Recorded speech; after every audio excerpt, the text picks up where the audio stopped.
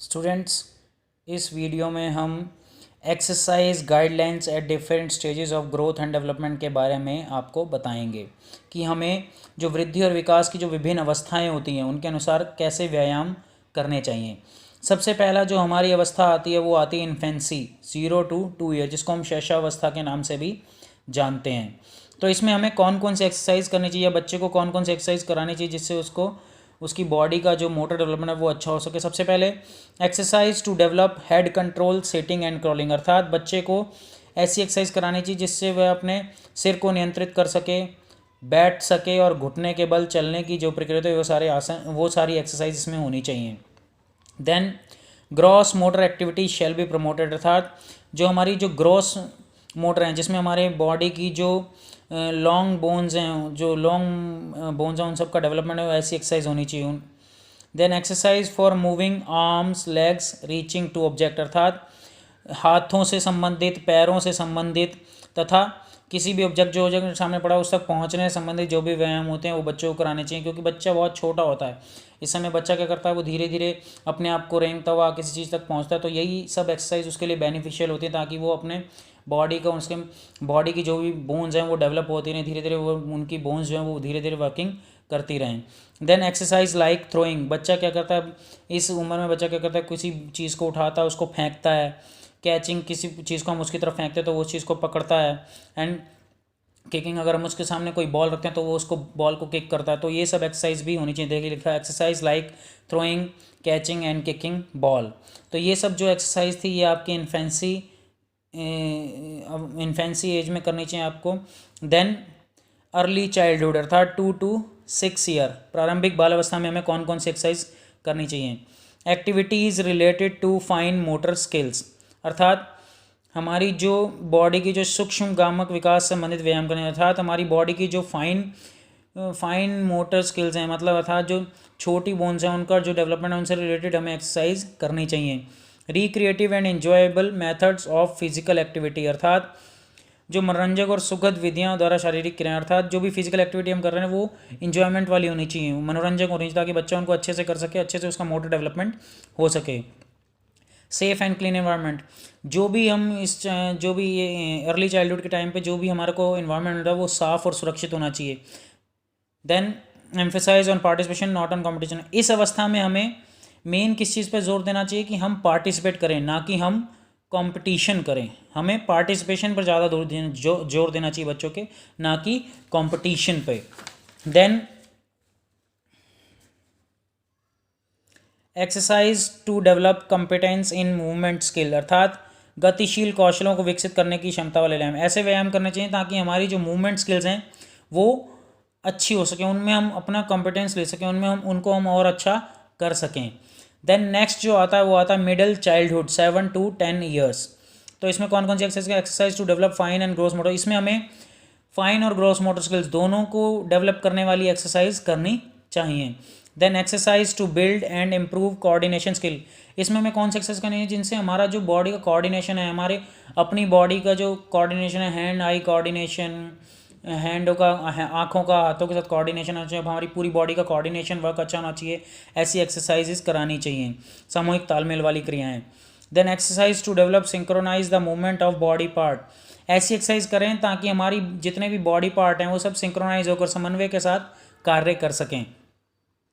Introduction of major sports activity cognitive and social skills, इसमें हमें जितनी भी स्पोर्ट्स एक्टिविटी हैं उनके बारे में इंट्रोडक्शन प्रोवाइड करना चाहिए, और कॉग्निटिव और सोशल, सामाजिक कौशल क्या होता है, कॉग्निटिव कौशल मतलब चीज़ों को समझने की, चीज़ें समझनी चाहिए, और सामाजिक कौशल, इन सब के बारे में हमें ऐसे एक्सरसाइज हैं जिनसे इस चीज़ों को समझा जा सके बच्चे के थ्रू। Then later childhood 11 to 12 year, उत्तर बाल अवस्था क्या होती है, इसमें कौन कौन सी एक्सरसाइज हमें करनी चाहिए।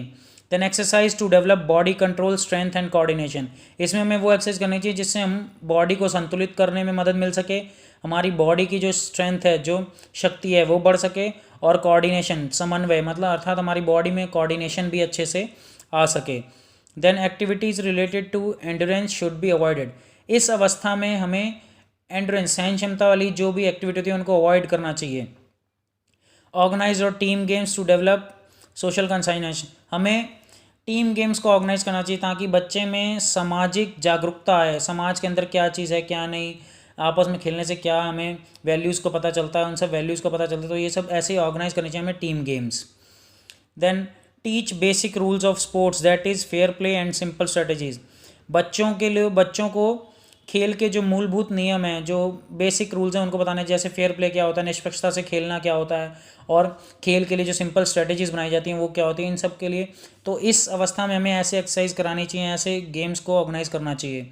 Introduction to concept of sports training, जो स्पोर्ट्स ट्रेनिंग का कॉन्सेप्ट है उसको इंट्रोड्यूस किया जाना चाहिए ताकि बच्चों को धीरे धीरे समझ में आए कि स्पोर्ट्स क्या है, फिजिकल एक्टिविटी क्या है, और स्पोर्ट्स ट्रेनिंग क्या होता है, स्पोर्ट्स ट्रेनिंग के अंदर क्या क्या चीज़ें आती है। तो धीरे धीरे इसको हमें इंट्रोड्यूस करना चाहिए बच्चों को लेटर चाइल्डहुड में, 11 से 12 साल के बीच में। देन इसके बाद जो अवस्था आ रही है वो आ रही है एडोलसेंस। एडोलसेंस 13 to 19 ईयर, जिसको हम किशोरावस्था में भी कहते हैं। देन इसमें हमें कौन कौन सी एक्सरसाइज करनी है, moderate to vigorous intensity physical. इसमें क्या करता है, हमें शरीर को फुर्तीला बनाने वाली एक्टिविटीज़ को ज़्यादा करना चाहिए। ऐसी एक्टिविटीज़, ऐसी शारीरिक क्रियाएं करें जिससे हमारा शरीर फुर्तीला हो, जिससे हमारे शरीर में फुर्ती आए, एजिलिटी आनी शुरू हो जाए। 6 minute to several hours every day, ये हमारा वर्कआउट जो होना चाहिए वो कम से कम 60 मिनट का होना चाहिए और कुछ घंटों तक के लिए किया जाना चाहिए। Muscle strengthening exercise at least 3 times a week, अर्थात जो हमारी जो मांसपेशियों की शक्ति को बढ़ाने वाले हैं वो हमें हफ्ते में 3 बार ज़रूर करने चाहिए एडोलसेंस टाइम पीरियड में। Bone strengthening exercise and resistance exercise by weight training, हमें वेट ट्रेनिंग करनी चाहिए ताकि हमारे जो हड्डियों का जो शक्ति है और जो हमारी दबाव झेलने की क्षमता है शरीर की वो भी बढ़ सके। Then running, swimming etcetera for stamina building, हमें एडोलसेंस टाइम पीरियड में स्टेमिना बिल्डिंग के लिए एक्सरसाइज, रनिंग करनी चाहिए, स्विमिंग करनी चाहिए, जिससे हमारे जो सहन शक्ति है, जो स्टेमिना है वो भी धीरे धीरे बढ़ सके, सहन क्षमता बढ़ सके। देन इसके बाद जो आ रहा है वो आ रहा हमारा एडल्टहुड, 19 to 60 ईयर्स, प्रौढ़ावस्था। इसमें हमें क्या, मॉडरेट इंटेंसिटी फिजिकल एवरीडे, अर्थात नियमित व्यायाम जो मोटापे, उच्च रक्तचाप, हृदय रोग तथा मधुमेह इत्यादि के खतरे को कम करता है। अर्थात ये जो लाइफस्टाइल डिजीज़ होती हैं जैसे हाइपरटेंशन हो गया, ओबेसिटी हो गया, कार्डियोवास्कुलर डिजीज़ हो गई, इन सब से बचने के लिए हमें रेगुलर इंटेंसिटी वर्कआउट करना चाहिए ताकि हमारी बॉडी फिट रहे, इन सब चीज़ों से हमें इन सब बीमारियों से बचा जा सके। Then maintain the body weight, अपने बॉडी वेट को बनाए रखना चाहिए। जो हमारा बॉडी का वेट है वो बनाने, ना ही वो बहुत ज़्यादा बढ़ना चाहिए ना ही वो बहुत ज़्यादा कम होना चाहिए। देन मसल स्ट्रेंथनिंग, अर्थात मांसपेशी शक्ति, बोन स्ट्रेंथनिंग अर्थात हड्डियों की शक्ति, और स्टेमिना बिल्डिंग अर्थात सहन शक्ति को बढ़ाने वाले जितने भी व्यायाम हैं वो हमें इस टाइम पे करते रहना चाहिए। हमें अपने बॉडी के वेट को मेंटेन रखना चाहिए और ताकि हम डिफरेंट टाइप ऑफ जो लाइफस्टाइल डिजीज होते हैं उन सब से बच सकें। देन इसके बाद जो आ रहा है वो आ रहा है हमारा old age. At least 5 days of moderate intensity activities such as walking, light jump, etc. It should be done for above 45 to 60 minutes. These activities should be done over a period of 10 minutes. अर्थात सप्ताह में कम से कम 5 दिन मध्यम प्रबलता की क्रियाएं जैसे कि चलना, हल्के हल्के कूदने इत्यादि लगभग 45 से 60 मिनट तक करनी चाहिए। इन क्रियाओं को 10-10 मिनट की अवधि में करना चाहिए। अर्थात हमें कौन कौन से 5 दिन में, लगभग जैसे हम वॉकिंग कर रहे हैं, धीरे धीरे जंप करते हैं, इनको हमें लगभग हफ्ते में 5 दिन करना चाहिए। इनकी जो टाइम ड्यूरेशन होनी चाहिए वो 45 to 60 मिनट होनी चाहिए और इनको हम 10-10 मिनट के गैप में करना चाहिए ताकि हम इनको आराम से कर सकें, हमारी बॉडी पे ज़्यादा एक्सर्शन भी ना हो, हमारी बॉडी ज़्यादा थके भी ना।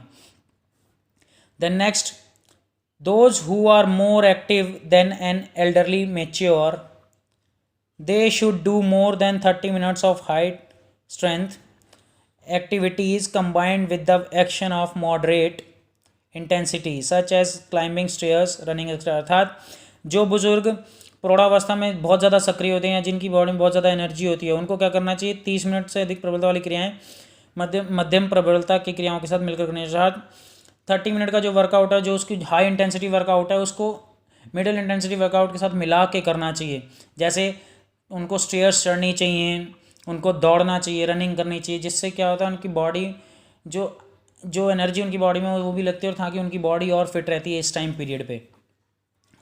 ये थे हमारे different types of guidelines for exercise of different ages. Then benefits of physical exercise on children, कि फिजिकल एक्सरसाइज के चिल्ड्रन पे क्या बेनिफिट पड़ते हैं। सबसे पहले बिल्ड हेल्दी मसल्स, अर्थात हमारी जो मांसपेशियां होती हैं उनको स्वस्थ बनाते हैं। देन गुड डाइजेस्टिव प्रोसेस, हमारा जो पाचन प्रणाली होती है, हमारा जो पाचन तंत्र होता है वो भी मजबूत होता है। देन बूस्ट एनर्जी लेवल, हमारे बॉडी में जो ऊर्जा का स्तर है वो ऊर्जा का स्तर भी बढ़ता है। देन इम्प्रूव न्यूरोमस्कुलर कोऑर्डिनेशन, अर्थात हमारा नाड़ी और मांसपेशी संचार जो होता है, जो समन्वय होता है, उसमें बहुत ज़्यादा सुधार होता है। Then strengthen the lungs and heart, अर्थात हमारा जो फेफड़े होते हैं और हमारा जो हृदय होता है वो भी मजबूत होता है, उसकी मांसपेशियों में भी मजबूती आती है। कंट्रोल हेल्दी वेट, हमारा जो स्वस्थ भार होता है वो बना रहता है।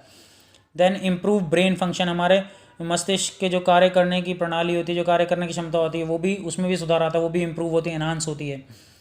Reduce injury and disease risk, reduce injury and disease risk, अर्थात चोट लगने का खतरा कम रहता है और विभिन्न तरह की जो बीमारियां होती हैं उनसे भी बचाव की क्षमता जब बॉडी की बढ़ जाती है, हमारा इम्यून सिस्टम की जो एफिशिएंसी होती है वो एनहांस हो जाती है। देन इम्प्रूव फ्लेक्सिबिलिटी, हमारी बॉडी में जो लचक है, हमारी जोड़ों का जो विस्तार है वो भी और अच्छा हो जाता है। मेंटेन गुड पॉस्चर, हमारी बॉडी का जो पॉस्चर होता है वो अच्छा बना रहता है, different types of postural deformities हमें नहीं होती हैं। मोटिवेटिंग पर्सनैलिटी, हमारी जो पर्सनैलिटी होगी मोटिवेटिंग हो जाएगी, हम खुद को तो मोटिवेट करेंगे, बाकी हमारी पर्सनैलिटी, अगर हम रेगुलर एक्सरसाइज करते हैं तो हमारी पर्सनैलिटी से दूसरे भी मोटिवेट होते हैं। देन रेगुलेट ब्लड प्रेशर, हमारा जो रक्त का प्रवाह है वो बना रहता है, संचालित रहता है, और कंट्रोल, हमारी बॉडी में जो ब्लड शुगर है उसको भी कंट्रोल करने में मदद मिलती है अगर हम रेगुलर एक्सरसाइज करते हैं तो ये थे benefit of exercise on children's.